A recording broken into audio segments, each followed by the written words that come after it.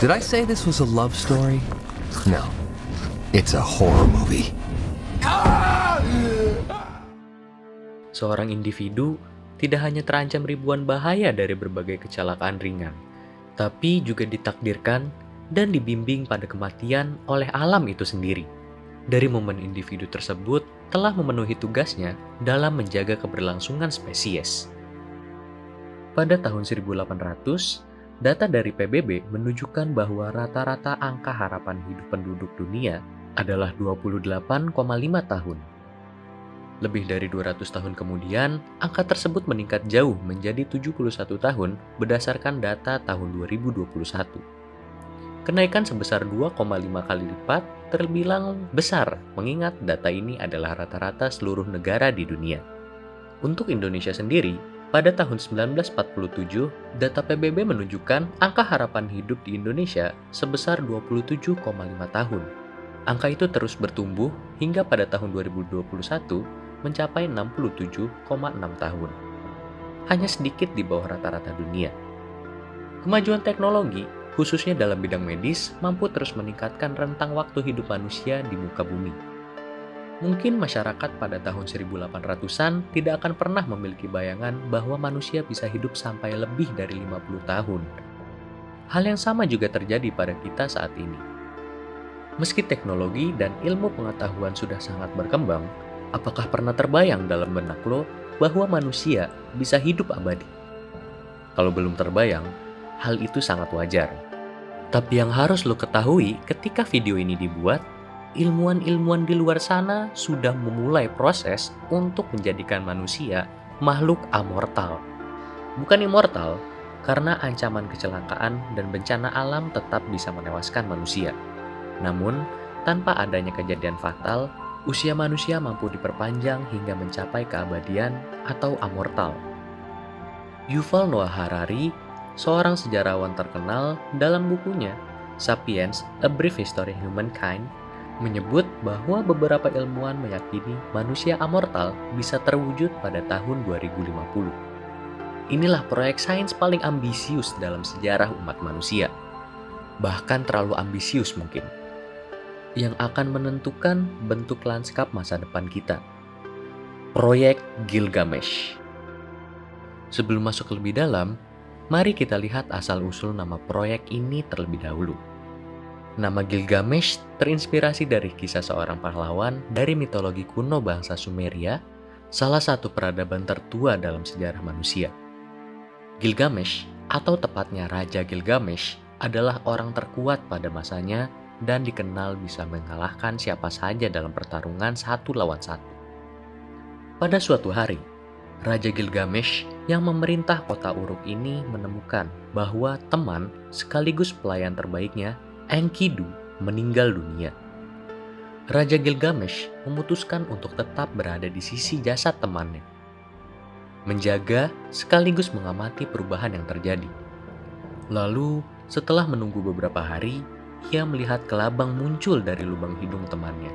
Dan pada saat itu juga, rasa takut akan kematian merasuki Gilgamesh. Setelah itu, ia bersumpah bahwa dirinya tidak akan mati, dengan berusaha mencari cara untuk mengalahkan kematian itu sendiri. Raja Gilgamesh kemudian menempuh perjalanan sampai ke ujung semesta dalam rangka mencari cara hidup abadi. Membunuh banyak singa, melawan manusia setengah kalajengking, hingga masuk ke dunia lain.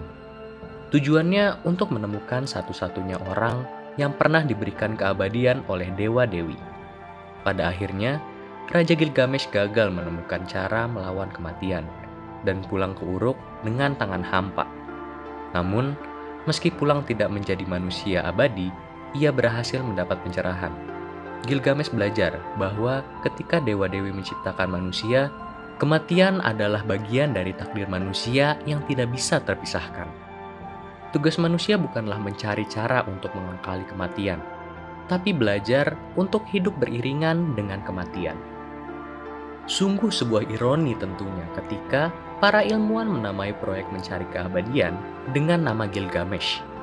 Karena tidak seperti Gilgamesh yang akhirnya berdamai dengan kematian, ilmuwan modern bermodalkan kemajuan teknologi dan ilmu pengetahuan malah terus berusaha mencari cara untuk mengalahkan kematian.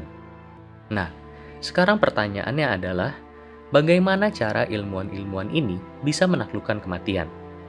Jawabannya ternyata cukup sederhana. Biologi. Proyek Gilgamesh berangkat dari pemahaman bahwa penuaan yang terjadi merupakan sebuah karakter bawaan yang melekat pada sistem biologis manusia itu sendiri. Atau dengan kata lain, sudah terprogram di dalam diri tiap individu. Penuaan yang nantinya akan berujung pada kematian. Meski begitu, para ilmuwan di balik proyek ini tidak melihat hal tersebut sebagai sebuah halangan. Bagi mereka, kematian bukanlah takdir yang tidak dapat terelakkan, melainkan sebuah masalah teknis.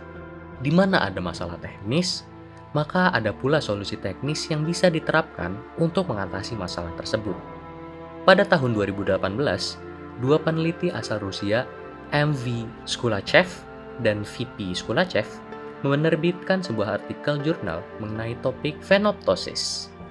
Fenoptosis adalah sebuah kondisi di mana kematian sebuah organisme sudah terprogram secara genetik. Program kematian ini umumnya telah tertanam dalam DNA organisme dan akan aktif ketika sebuah organisme sedang berada dalam kondisi sekarat. Sederhananya, fenoptosis adalah sistem keamanan yang ada di dalam tiap organisme yang tugasnya bukan menjaga, melainkan memaksa organisme untuk bunuh diri ketika sudah sekarat. Mengacu pada riset tadi, kasus fenoptosis telah terbukti terjadi pada berbagai macam organisme, mulai dari bakteri, jamur, tanaman, serangga, hingga spesies tikus Australia. Lalu, apa hubungannya fenoptosis ini dengan proyek Gilgamesh? Para ilmuwan di balik proyek Gilgamesh meyakini bahwa proses penuaan yang terjadi pada manusia adalah fenomena fenoptosis yang berjalan sangat lama dan pelan. Bukan seperti kasus bunuh diri yang terjadi pada bakteri atau spesies tikus Australia, fenoptosis pada Homo sapiens adalah proses kompleks di mana manusia mengalami degenerasi sel secara berkala sampai akhirnya kehilangan nyawa. Nah, dari asumsi ini, ilmuwan berencana untuk memutar balik proses penuaan yang terjadi. Langkah pertama, program awal dari sel-sel tubuh manusia yang telah diatur oleh hukum alam akan dirusak. Kemudian, ilmuwan akan memberikan program baru pada sel, di mana program ini tidak mewajibkan sel-sel pada tubuh untuk melakukan penuaan. Begini pengandaian mudahnya. Pada awalnya, sel pada tubuh manusia sudah diberikan panduan cara kerja atau bahasa kerennya SOP. SOP awal ini adalah SOP bawaan manusia. Salah satu isi SOP-nya adalah sel harus menua dan pada akhirnya mati. Yang berusaha dilakukan ilmuwan adalah mengganti SOP tadi dengan SOP baru versi mereka, yang di dalamnya tidak ada perintah bagi sel untuk menua dan mati. Untuk detail teknisnya sendiri masih belum banyak diketahui karena keterbatasan informasi. Tapi diperkirakan akan melibatkan teknologi nano untuk mengatur ulang DNA manusia. Kalibrasi ulang DNA ini diharapkan mampu menjadi kunci untuk membuka pintu gerbang keabadian. Atau paling tidak bisa membuat manusia konsisten hidup lebih dari 100 tahun. Kemudian yang tidak kalah menarik bukan hanya pertanyaan mengenai apakah ini bisa dilakukan, tetapi juga apa yang akan dilakukan seandainya hal ini tercapai. Keberadaan dari proyek ini sendiri sifatnya cukup rahasia sehingga banyak masyarakat dunia yang masih belum tahu. Sebuah artikel di Medium yang ditulis oleh Lagos Thomas menyebut bahwa rahasia gelap di balik proyek Gilgamesh seolah berusaha ditutup-tutupi oleh para elit global yang berkuasa. Tidak seperti berita obat baru, terapi baru, atau kemajuan-kemajuan umum dalam bidang medis lainnya, fakta bahwa adanya kemungkinan untuk melawan penuaan pada manusia malah berusaha untuk disembunyikan dari khalayak ramai. Apa yang menjadi ketakutan para elit global? Bisa jadi nantinya akan mengganggu kestabilan politik, sosial, dan keuangan dunia karena bumi dipenuhi manusia-manusia abadi.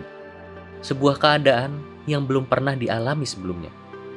Akhir kata, andaikan pun kunci menuju keabadian ini mampu ditemukan, rahasianya akan tersembunyi jauh dari jangkauan kita sebagai masyarakat awam.